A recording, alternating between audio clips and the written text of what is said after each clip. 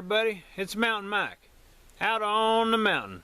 Thanks for joining and checking in to see what's going on. So today's the first day we've seen the sunshine after a few days of rain. So the sawmill got a little bit wet, my boxes got a little bit wetter, and officially my tarp is a big piece of crap.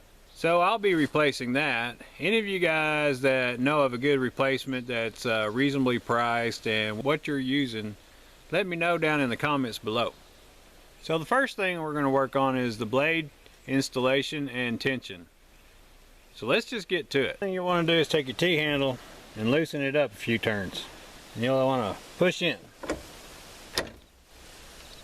By sliding this inward, you loosen the blade tensioning band wheel assembly. So here we have the single blade that Norwood sent us for free, and here's the 10 stack that I bought as part of my package. So they don't give you instructions on how to uncoil the blade in the manual. I don't get that. They do tell you how to coil it back. So we're going to try to work that in reverse, and I don't know, this could be a little dangerous. I mean, I have to say at this point, Norwood, I mean, right there in the manual, right at this point where you uncoil the blade, you should have a section on uncoiling the blade right there. So you have to go all the way back to section E before you find where they coil the blade back together, not uncoil it. I wanted to be able to do this straight from the manual and convey how bad or good the directions were and how hard or easy that process is. And so obviously the expectation here is maybe that you get on the internet and watch a video on this or whatever, and that's fine, and that's probably what you should do. So we're going to go ahead and try it with lack of directions and just pray for the best. First thing you want is some leather gloves, no doubt.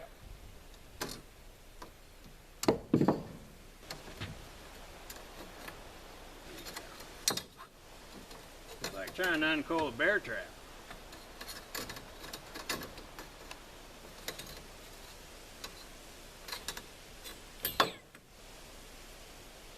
Wasn't too hard. Now we try to install the blade. They give you no direction on that either.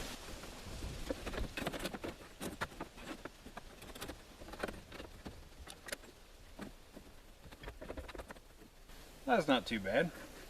So you come back over here and rotate in the direction of the saw. That's riding off just a hair. So this one needs adjusted just a little bit. It looks like that one may be too. So what to do, so come over here to the side, get your 9/16, and you got to either loosen or tighten. So we're going to tighten. Now let's see. Oop, wrong way. It's looking better.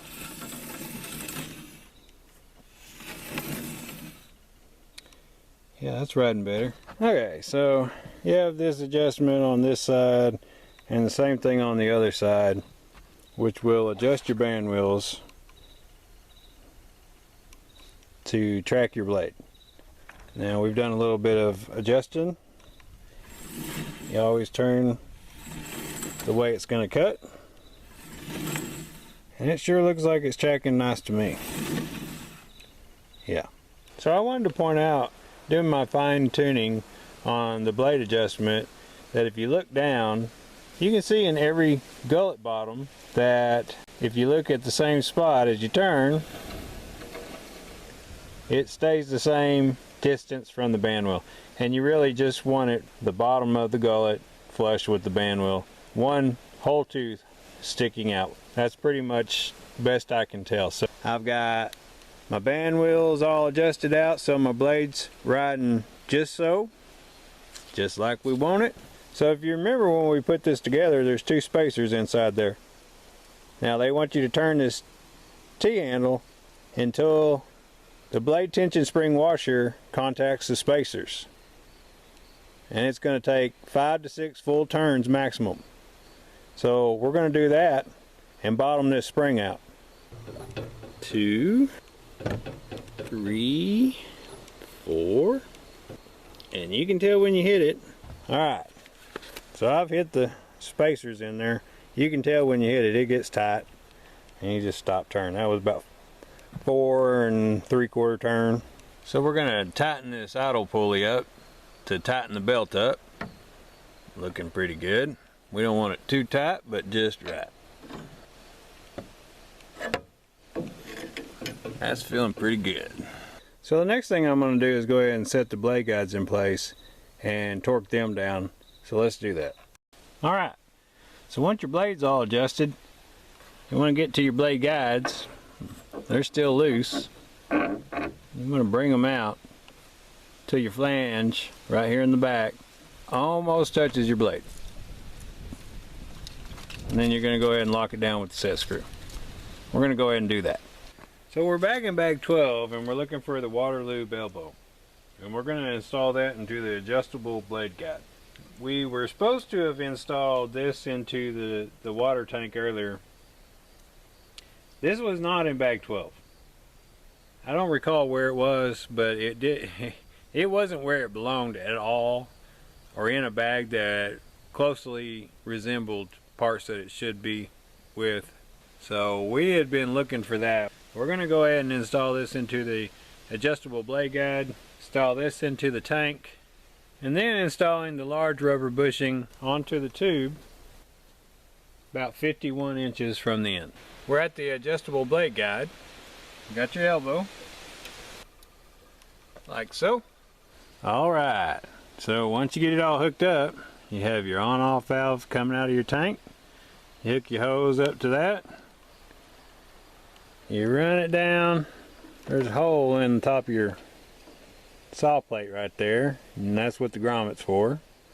You run it down through that and to the back side of your adjustable blade guide, and you hook it into the straight side of your water lube elbow, like that.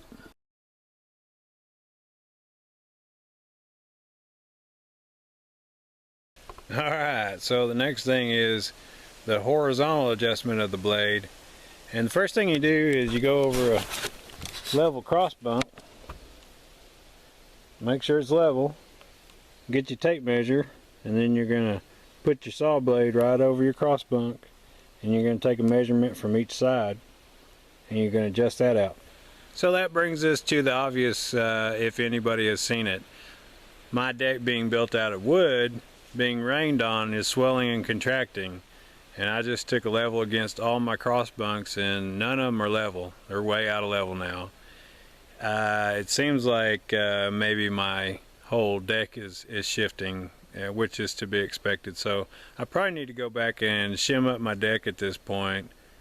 We're just trying to get it done. These boards were temporary. I never expected them to stay a whole long time, just long enough. So this is definitely a get it done scenario. So we're making do with what we can, as we usually do. The point is that once I get the sawmill up and running, I can cut the boards that I need for this deck. Obviously with my tarps leaking, I'm anxious to do something a little better than what I've got. And it's all in the plans, but you can't do it all in a day. Whatever. You got to do and deal with what you got.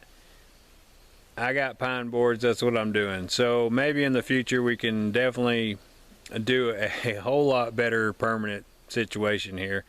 And the pine boards definitely proved that it can be done on this thing. So we're going to just go ahead and readjust one of these cross bunks to level out for now, so we can go ahead and proceed with this step. Then we'll come back once we have everything and we're ready to cut. We'll re-level everything for that day, and it's probably going to be a daily process until I get better boards on this thing. So that's okay. Sometimes you just have to make do, and making do is what a mountain man does.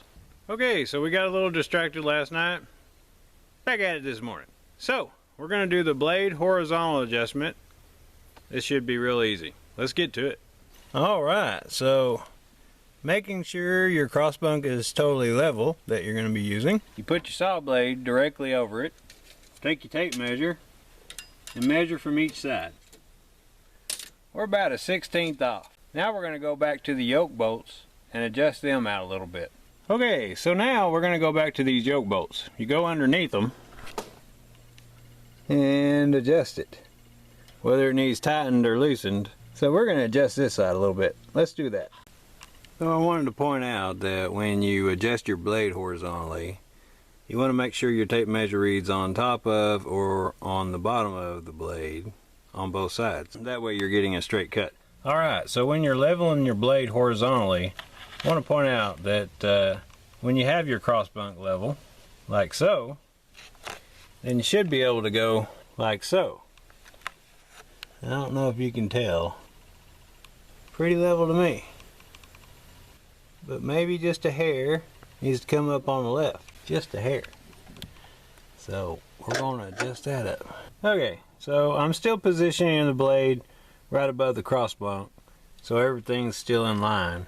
But I am definitely level on the blade, and I am definitely level on the cross bunk. So, okay, so I think that'll do. So the next step will be to install these guard protection plates, these little deals here. I'm going to name those blade eaters because that looks like it's going to eat your blade up if it comes off. But maybe it's just to protect you. Meh, I don't know. Alright, so we're going to finish off bag 10 without them telling you. And it's got 1/2 inch bolts and your nuts in there. And these were in box 11. Okay, so we're going to install the sliding blade guard into the left rear guard. And it just slides in that slot there, through here, and it goes to your adjustable blade guide. And there's a hand knob in bag 6, I believe. I had to go find me a tap and tap that because the threads were boogered up in there. They didn't supply that size, but we got to put it on there. So about the last thing to do, finally, is the depth of cut adjustment. And we're going to take, because raker style blade, this one's bent down, this one's straight, and this one's bent up. What we want to do is find one that's bent down about the middle, and we're going to measure, I'm assuming from the bottom of it, it does not specify, out here at the tip. So from the bottom of the tooth to the top of your cross bunk, down here. 8 7/16. So once you get your measurement, you get out bag 11. So here's the contents of bag number 11. So the first thing we need to do is get the scale indicator, and that's this one, and we're going to install it onto our depth of cut scale.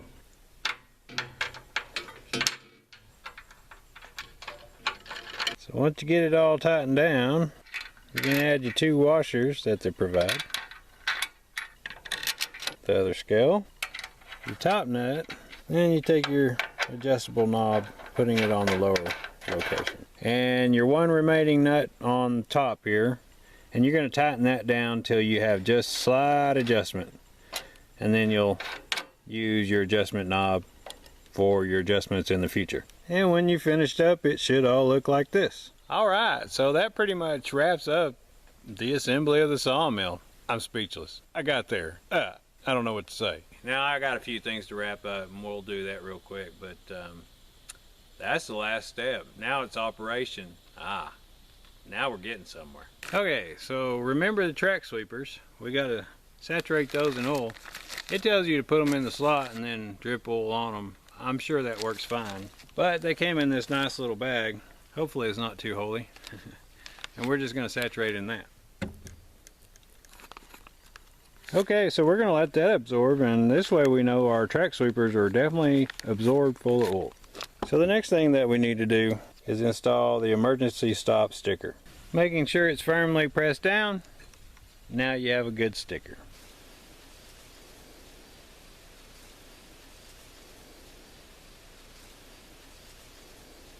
Alright, now we install the track sweepers now that they're saturated with oil.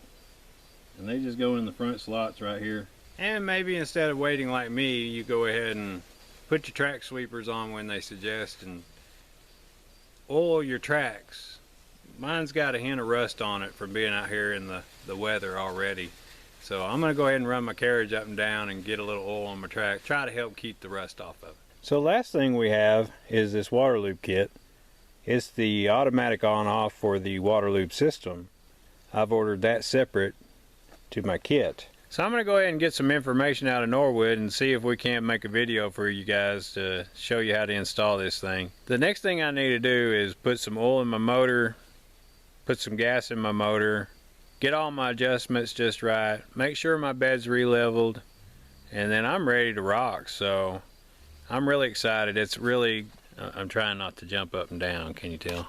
Yeah, I'm there, man. So it looks like we finally made it. Thank you for staying with me and watching all these videos and checking out all the process. It's been a process. Just like any process you've never conquered before, it's a mountain. And once you get to the top, it's all downhill. It's really not that big of a deal in the long run.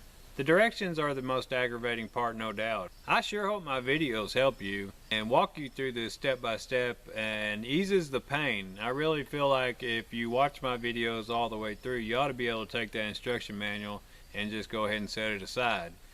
I've pretty well covered just about every little step there is and probably turned a lot of viewers away just due to all the detail. And it's okay. I really wanted to make a very detailed video or video series on this assembly. If you watch these videos all the way through, you'll be much more prepared to tackle your project. Even if you take the instruction manual, go out there and follow it, you'll remember some of the hiccups I've had. You'll remember some of the issues that I've come across, and it'll really help you walk through the installation of this assembly. It's not a mountain, it just seems like one. Well, I'm Mountain Mike. Thanks for joining me. Till next time.